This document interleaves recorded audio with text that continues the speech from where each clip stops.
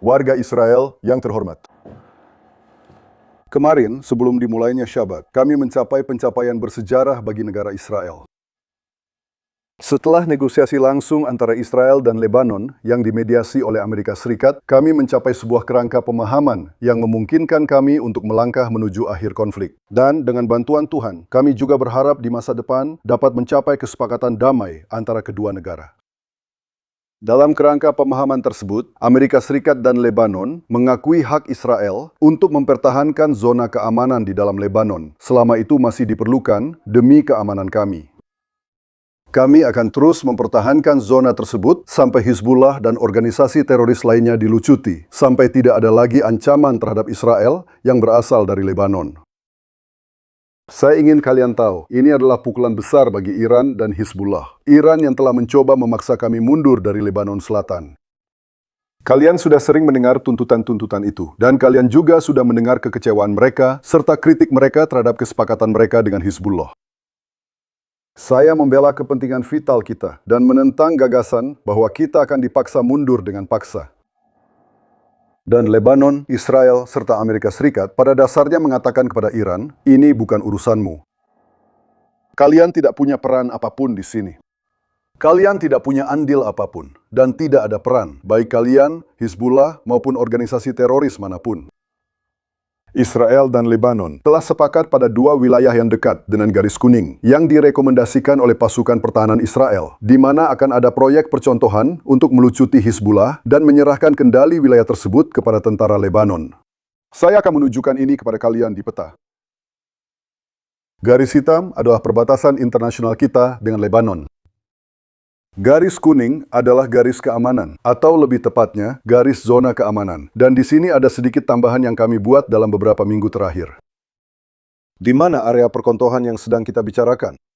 Yang pertama, sepenuhnya berada di luar zona keamanan. Dan yang kedua adalah tambahan, di luar zona keamanan asli kita, yang menurut tentara pertahanan Israel tidak penting dari sudut pandang operasional. Jadi, pada dasarnya, mereka sudah keluar dari sana. Itulah dua area percontohan tersebut. Artinya, Israel tetap berada di zona keamanan yang telah disepakati. Tidak ada yang benar-benar melindungi kita. Dan itu adalah pencapaian yang sangat besar, sangat besar. Karena apa yang mereka coba lakukan? Mereka mencoba mengusir kita dari sana dengan berbagai cara, dengan berbagai jenis tekanan. Jelas itu tidak terjadi. Saya berterima kasih kepada Presiden Trump dan Menteri Luar Negeri Rubio atas keterlibatan dan kontribusi mereka dalam mencapai kesepahaman ini. Saya berterima kasih kepada pemerintah Lebanon dan rakyat Lebanon. Mereka telah menunjukkan banyak keberanian. Saya berterima kasih kepada Duta Besar Israel untuk Amerika Serikat, Yashel Leiter, dan tim kami. Mereka telah mewakili Israel dengan setia dalam negosiasi. Kita sedang mematahkan poros di sini, poros teror Iran, tetapi kita juga sedang mematahkan poros politik Iran. Kami berhasil mencapai kesepahaman ini karena alasan sederhana, karena kami telah menghantam Hizbullah dengan keras, dan Hizbullah yang mengharapkan bantuan dari Iran tidak menerimanya. Mereka tidak menerima bantuan itu, karena kami juga telah menghantam Iran dengan keras. Dan semua itu kami lakukan berkat keberanian luar biasa para pejuang kami, dan juga berkat keputusan-keputusan cerdas dan gerani yang kami ambil. Saya ingin mengingatkan kalian tentang apa yang terjadi di Lebanon. Hizbullah memiliki 150.000 misil dan roket, dan kami berhasil menyingkirkan sekitar 90 dari persenjataan besar itu. Kami membuat mereka kehilangan semangat di Bapers. Kami menyingkirkan Nasrallah. Kami menyingkirkan para komandan pasukan haduan. Hanya dalam 2 minggu terakhir, kami telah menyingkirkan lebih dari 200 teroris, dan di awal perang, lebih dari 9.000 teroris Hizbullah. Kami mengambil alih Balfour, dan kami akan tetap berada di Balfour. Kami sudah menetap. Kami mengambil alih pegunungan Aliater, Binjbel. Mereka semua sekarang berada di bawah kendali kami. Kami sedang menghancurkan infrastruktur terorisme mereka di seluruh wilayah ini, seluruh area kuning ini. Kami hanya sedang menghancurkan infrastruktur terorisme. Di sana ada bunker, ada terowongan, ada desa-desa teror. Kami sedang menghancurkan semuanya. Kami belum selesai. Kami masih punya pekerjaan yang harus dilakukan, terutama terkait masalah global drone peledak. Dan dalam hal ini, juga kami akan menjadi yang pertama di dunia yang membawa solusi. Tapi yang jelas adalah satu hal. Di sini ada sebuah pencapaian bersejarah. Kesepakatan ini memperkuat Israel dan Lebanon, serta melemahkan Iran dan Hizbullah. Dengan bantuan Tuhan, ini adalah pertanda dari apa yang akan datang. Kami akan terus melakukan segala yang diperlukan untuk mengembalikan keamanan bagi warga di utara, persis seperti yang telah kami lakukan dengan sukses di selatan. Kami telah melakukannya lagi berkat keberanian para pejuang dan komandan, serta keteguhan kalian, warga utara. Dan kami membawa untuk kalian bukan hanya dukungan keamanan, tetapi juga lebih dari 20 miliar shekel untuk mengembalikan kemakmuran dan kebebasan ke utara. Itulah yang ingin saya lihat. Sebuah perbatasan yang tenang antara kita dan Lebanon, perbatasan perdamaian. Dan di utara, saya ingin melihat keamanan, perdamaian, dan kemakmuran. Dan apa yang terjadi di selatan, yang sekarang makmur di daerah sekitar Gaza, juga akan terjadi di utara. Itulah tujuan saya. Dengan bantuan kalian dan dengan bantuan Tuhan, kita akan mencapainya. Pertanyaan dari saluran 14, Hillel Biton Hosen. Saya tidak mendengar. Anda akan mendengarnya sebentar lagi.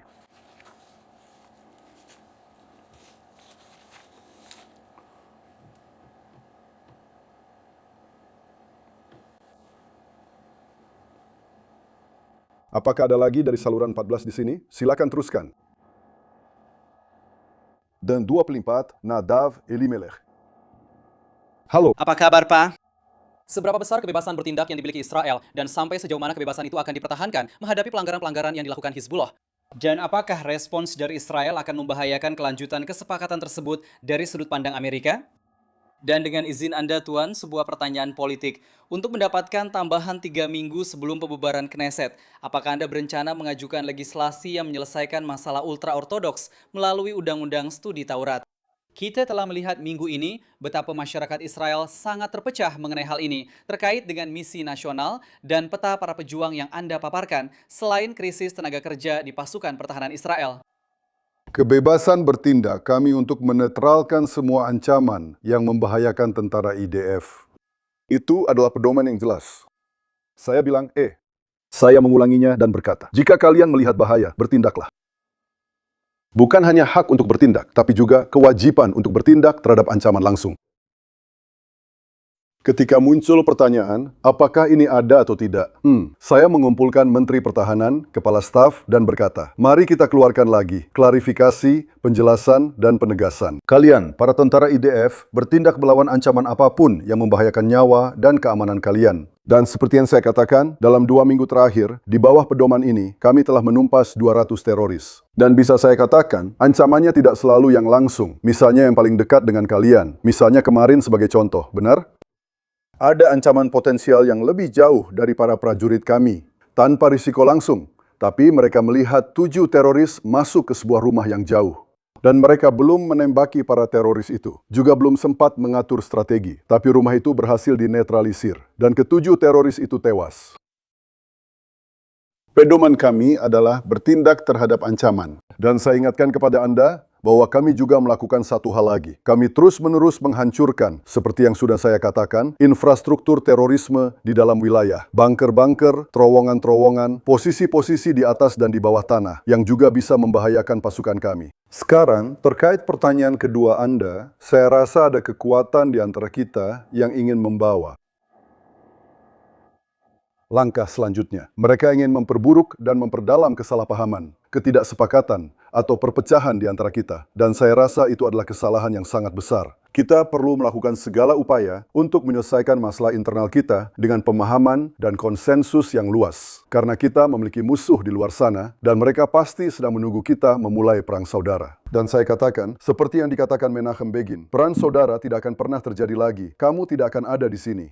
Dan untuk melakukan itu, saya berniat membentuk pemerintahan nasional yang luas, bukan pemerintahan terbatas, bukan pemerintahan kiri yang bergantung pada partai-partai Arab, tetapi pemerintahan nasional yang luas. Karena hanya dengan cara itu, saya percaya kita bisa mencapai konsensus di antara kita. Apa artinya itu? Itu berarti, pertama-tama cukup dengan boikot. Dan saya tidak memboikot siapapun. Saya katakan bahwa semua orang bisa bergabung. hanya perlu menyetujui prinsip-prinsip dasar kita. Bahwa Israel adalah negara bangsa bagi orang Yahudi. Bahwa kami menghormati hak-hak individu. Bahwa kami memiliki ekonomi yang bebas dan juga maju secara teknologi. Serta kami memiliki kemampuan untuk membela diri. Dan saya ingin kemandirian, bukan hanya di bidang energi yang sudah kita capai dan bukan hanya di bidang ekonomi. Saya juga ingin kemandirian di bidang keamanan dalam industri persenjataan kita. Sederhananya, mengurangi ketergantungan pada faktor-faktor lain. Dan saya juga ingin adanya konsensus tentang masalah perekrutan dan juga tentang masalah hukum. Di sana juga kita harus mencoba mencapai konsensus yang luas, mengubah arah. Dan saya pikir itu mungkin, dan saya berniat untuk melakukannya. Anda tidak akan maju dalam hal ini ketika Anda membuat Yeshivot Resh Der Haredi mengirimkan pesan kepada saya yang mengatakan, Perdana Menteri, ketika kalian mengirim orang ke dalam Yeshivot, kalian mengambil para pelajar Taurat dan membawa mereka ke penjara. Tidak ada yang mendaftar. Kami benar-benar menerima respons besar dari masyarakat ultra-ortodoks. Mereka ingin, para pemuda ultra-ortodoks ingin mendaftar. Tapi, ketika kalian melakukan penangkapan di tanah studi Taurat, itu justru memberikan efek sebaliknya. Bukan hanya itu, jika saya katakan padamu bahwa di suatu negara di Eropa, mereka mengirim polisi ke dalam yeshiva dan membawa para pemuda yang belajar Taurat, lalu memasukkan mereka ke penjara, kamu pasti akan terkejut. Sekarang, saya ingin memperjelas. Bagi saya, siapapun yang tidak belajar Taurat, di sana memang perlu dibuat kesepakatan khusus seperti yang telah dilakukan. Dan juga, di sana harus ada sanksi. Tapi siapapun yang tidak belajar Taurat, seluruh kekuatan hukum bisa diterapkan padanya, termasuk memenjarakannya. Itu jelas. Di sini saya akan berhenti sejenak untuk mencapai konsensus yang luas itu. Itulah yang saya cari. Dan saya katakan lagi, itulah kebijakan saya, membentuk pemerintahan nasional dan mencoba mencapai pemahaman yang luas dalam semua hal. Karena kita masih punya banyak hal yang harus dilakukan. Karena setelah kita menghilangkan ancaman eksistensial dari Iran, pemerintahan nasional yang luas dapat menciptakan perdamaian di antara kita, menangani.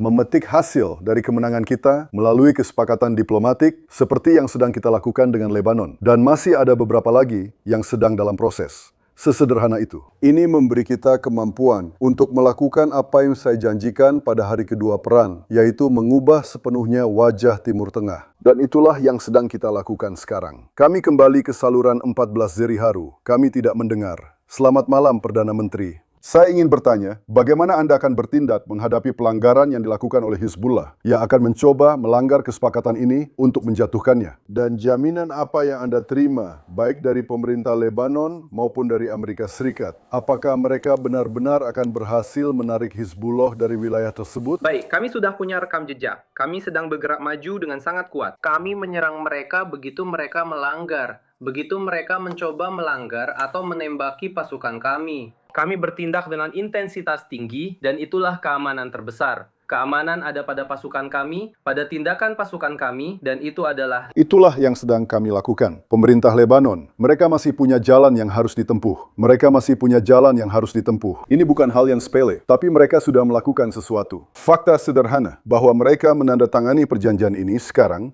adalah langkah yang sangat berani. Karena untuk pertama kalinya dalam beberapa dekade, mereka mengirimkan pesan langsung kepada Hizbullah dan Iran. Segera tinggalkan tempat ini. Kami menginginkan perdamaian di Israel. Suka atau tidak, kami ingin mencapai perdamaian dengan negara Israel. Dan saya ingin memberitahumu bahwa kami mendengar dukungan terhadap hal ini, baik dari masyarakat Kristen di Lebanon, maupun dari masyarakat Druze, masyarakat Muslim, dan bahkan di antara kaum Syiah. Dan ini adalah perubahan mendasar. Dan perubahan ini terjadi karena kami mengubah keseimbangan kekuatan. Hizbullah bukan lagi Hizbullah yang dulu. Iran bukan lagi Iran yang dulu. Dan karena itu, tiba-tiba ada peluang bagi sesuatu yang baru untuk muncul. Tentu saja, kita akan memeriksanya secara praktis. Kemampuan pemerintah Lebanon, terutama tentara Lebanon, membutuhkan reformasi internal. Tentara juga memiliki jihadis. Pemerintah mengakui hal itu dan tahu bahwa mereka harus menangani situasinya. Kami tentu saja akan menganalisis hal ini. Tapi Anda sedang menanyakan tentang kemampuan kami. Kami akan membalas setiap serangan terhadap kami, terhadap tentara kami, terhadap warga sipil kami, dan terhadap komunitas kami. Saya rasa hari ini semua orang mengerti betapa seriusnya kami mengenai hal ini, dan kami akan bertindak dari zona keamanan yang ada. Gadi Eisenkot mengatakan kepada Yediot Ahronot bahwa Lebanon adalah kuburan politik bagi para Perdana Menteri, dan bahwa Anda terjebak di sana. Apa tanggapan Anda terhadap hal itu? Dan satu pertanyaan tentang Turki. Besok pemerintah akan membahas pengakuan genosida Armenia.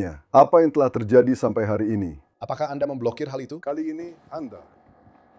Apakah ini akan disetujui? Dan tidak ada kekhawatiran tentang reaksi ekstrim dari Turki? Saya tidak memblokir ini. Dan saya benar-benar mendukung ini. Jadi, tentang pertanyaan kedua Anda, atau tentang pertanyaan pertama, lihat, saya ingat satu hal. Saya ingat apa yang dikatakan Gadi Eisenkot dan juga apa yang dikatakan orang lain ketika kami masih berada di Gaza. Masih di Gaza. Apa yang mereka katakan? Mereka mengatakan untuk berhenti saat kami masih di Khan Yunis, untuk tidak masuk ke Rafah, untuk tidak mengambil koridor Philadelphia. Kita hanya perlu membuat kesepakatan, membebaskan para sandera, dan kemudian keluar dari Gaza, dari seluruh wilayah itu. Dan setelah 2 atau 3 tahun, kita bisa kembali membahas hal ini. Itu berarti Dave, Ania, Sinwar, dan seluruh Gaza masih akan berada di wilayah yang mereka kuasai. Mereka akan tetap hidup dan tetap memegang kendali. Dan itu juga berarti kita sama sekali tidak akan masuk ke Lebanon. Jika kita tidak melakukan serangan itu, kita tidak akan berhasil menyingkirkan Nasrallah. Kita tidak akan menghancurkan 90% persenjataan misil. Kita akan membiarkan semua terowongan teror milik pasukan Raduan di sana, tepat di perbatasan ini. Kita tidak akan merebut Binsbeh. Kita tidak akan merebut Beaufort. Kita tidak akan melakukan semua itu. Jadi, menurut pandangan yang dicerminkan oleh Gadi Eisenkot dan rekan-rekannya, mereka pada dasarnya ingin kita tidak mendapatkan apa-apa. 0, 0, 0. Hari ini, kita sudah menguasai hampir 70% wilayah jalur Gaza. Kita mengepung Hamas, dan kita berada di wilayah itu, di zona keamanan yang kuat di Lebanon. Jadi mereka datang dan mengatakan kepada kita bahwa Lebanon adalah kuburan. Artinya, dia tidak akan melakukan apapun untuk melindungi masa depan politiknya, agar itu tidak menjadi kuburan politik. Dia tidak akan masuk ke Lebanon, tidak akan masuk ke Rafah, juga tidak akan masuk ke Suriah, juga tidak akan masuk ke Iran. Dan dia tidak akan melakukannya. Semua hal yang kita lakukan, karena ini adalah kuburan politik. Jadi tahu apa yang saya katakan? Saya akan menjawabmu dalam bahasa Yiddish. Tahu apa yang akan saya jawab padamu? Siapa yang peduli? Saya melakukan ini karena ini adalah kuburan dan bukan kuburan. Saya melakukan ini karena ini diperlukan demi keamanan dan kemenangan negara Israel untuk menangkis poros teror mengerikan dari Iran yang datang untuk menghancurkan kita. Dan jika perlu masuk ke Lebanon, maka kita akan masuk ke Lebanon. Dan jika perlu bertindak dengan kekuatan di sana, itulah yang harus dilakukan. Tetapi yang kita lihat adalah kemajuan. Kita tidak hanya melihat kemajuan kita dalam bidang keamanan, dan masih banyak yang harus dilakukan. Kita juga melihat kemajuan diplomatik kita. Jadi, siapapun yang tidak melihat hal ini, tentu saja, bisa tetap berpegang pada persepsi mereka sendiri. Tapi menurut saya, yang benar untuk dilakukan adalah apapun yang menjamin keamanan Israel dan keamanan wilayah utara. Dan membiarkan di Lebanon 150.000 roket dan misil. Membiarkan di sana pasukan Raduan dengan bunker-bunker dan terowongan yang terus kembali menembus wilayah kita. Dan siapa yang bilang di sana bahwa kita telah menghancurkan 7 terowongan dan menghilangkan semua ancaman bawah tanah itu? Saya mendengarnya waktu itu. Saya rasa dari Gadi Eisenkot. Itu yang dia katakan. Tidak, itu sudah tidak ada lagi. Kita sudah menghancurkan 7 terowongan. Di sana ada kilometer demi kilometer terowongan. Dan hari ini kita sedang menghancurkannya. Jadi saya melakukan hal yang benar. Dan saat ini, saya tidak sedang membicarakan soal politik. Saya sedang membicarakan soal nasional dan keamanan nasional kita. Kita dan para tentara IDF yang berani di Lebanon sedang melakukan hal yang benar. Pertanyaan berikutnya, Israel Hayom, Dani Zakim. Halo Pak, semoga pekan Anda menyenangkan. Perjanjian yang telah ditandatangani ini jelas-jelas bertentangan dengan semangat nota kesepahaman. Yang bagaimanapun juga sudah tampak goyah mengingat serangan Iran terhadap kapal tanker, kapal, dan Bahrain. Itu adalah salah satu tujuan dan itulah harapan Israel. Dan bagaimana pendapatmu tentang hal itu? Karena kamu juga sedikit bicara tentang pemerintahan koalisi yang luas. Partai mana yang ingin kamu lihat dalam pemerintahan itu? Atau tidak ingin kamu lihat? Kami sudah mengatakan sejak awal bahwa kami bukan bagian dari kesepakatan antara Amerika Serikat dan Iran. Tapi itu tidak berarti kami tidak punya kepentingan. Kami punya kepentingan dan kami juga akan menyuarakannya. Ngomong-ngomong juga tentang topik ini. Topik utamanya yaitu nuklir. Saya berniat mengirim delegasi ke Washington untuk menjelaskan apa saja kepentingan Israel. Tapi tentu saja saya membela kepentingan Israel di sini, di perbatasan kita. Dan saya sudah tegaskan sejak awal bahwa kita tidak akan keluar dari zona keamanan. Saya rasa semua orang memahami hal ini. Dan saya percaya bahwa di Amerika Serikat pun mereka sangat memahami hal ini. Dan faktanya adalah Sekretaris Negara Marco Rubio yang sudah beberapa kali saya ajak bicara, dia pada dasarnya memberikan dukungan Amerika Serikat terhadap visi zona keamanan ini yang mencegah Iran dan Hizbullah menyerang kami. Sekarang Anda punya satu pertanyaan lagi, silakan kembali kepadanya. Apa pertanyaan kedua? Dalam konteks politik, karena Anda. Berbicara tentang pemerintahan luas, untuk kesepakatan, partai-partai mana yang ingin Anda lihat di dalamnya? Dan yang mana mungkin tidak. Semua partai itu. Yang menerima. Prinsip-prinsip yang sudah saya sebutkan, pertama-tama mengakui Israel sebagai negara bangsa bagi orang Yahudi dan hal-hal lain yang sudah saya sebutkan. Di sini ada prinsip-prinsip yang sederhana. Siapapun yang bersedia menerima prinsip-prinsip ini, menurut pendapat saya, ada jauh lebih banyak persatuan di antara rakyat daripada yang Anda lihat di Knesset. Jauh lebih banyak. Saya rasa ada banyak prinsip. Saya akan memberi Anda contoh. Prinsip lain dari pemerintahan yang saya maksudkan, pemerintahan nasional yang luas, yang saya berniat pimpin. Tidak ada tempat untuk dua negara. Dari laut hingga Yordan, tidak ada tempat untuk dua negara. Sekarang Anda bertanya kepada saya, 3 tahun yang lalu, sebelum perang, rakyat terpecah. Meskipun menurut pendapat saya, mayoritas rakyat menolak, sebagian yang cukup besar mendukung. Saya rasa itu sudah berubah. Itu adalah dasar untuk mencapai konsensus. Ada juga dasar lain untuk konsensus tambahan. Orang-orang tidak ingin melihat perang saudara. Saya yakin akan hal itu. Ada yang mencoba memprovokasi hal itu dan memperdalam perpecahan di masyarakat. Saya ingin melakukan segala cara untuk meredakan situasi ini. Tapi kemarin, jika saya tidak salah paham, seseorang mengeluarkan senjata dan sepertinya seorang wanita terluka. Kita tidak ingin sampai pada titik itu. Dan saya yakin masih ada ruang untuk menemukan kesepahaman yang jauh lebih luas di beberapa bidang. Beberapa di antaranya memang ada. Menjadi alasan kontroversi dan banyak hal lain yang sebenarnya bukan alasan. Kontroversi nyata di masyarakat. Terima kasih banyak atas segalanya, Tuan Perdana Menteri. Tunggu, saya belum selesai. Saya ingin meminta itu. Tolong. Saya sudah menyebutkan bahwa kita memiliki pencapaian besar dan prestasi luar biasa dari negara Israel, pasukan pertahanan Israel, dan rakyat Israel dalam perang ini. Dan saya mendengar kritik yang ditujukan kepada kami, dan mereka berkata, "Lihat, kalian berhasil. Kalian belum berhasil mendapatkan semuanya." Saya bilang, memang benar, kami telah mencapai banyak hal, dan di beberapa tempat, kami bahkan mencapai lebih dari yang kami bayangkan. Di Gaza, kami berhasil membawa semua sandera kembali. Kami berjanji bahwa Gaza tidak akan lagi menjadi ancaman bagi Israel. Kami telah membongkar sebagian besar kemampuan militer Hamas. Beberapa hari yang lalu, kami melenyapkan Azzadin al-Haddad. Apa reaksinya? Beberapa minggu yang lalu, apa reaksinya? Tidak ada peluru, tidak ada misil. Dan yang tersisa, benar, adalah kemampuan sipil mereka. Kita masih punya pekerjaan yang harus dilakukan, tapi ini adalah pencapaian besar. Posisi kita pada 7 Oktober tidak bisa dibandingkan dengan posisi kita hari ini. Tentang Hizbullah, saya sudah bicara. Kami telah menghancurkan 150.000 misil dan roket, hanya tersisa beberapa ribu saja. Masih ada beberapa, memang banyak, tapi tidak terlalu terasa. Tidak bisa dibandingkan dengan sebelumnya. Juga ada pelumpuhan pasukan H-1, juga ada penghapusan semuanya.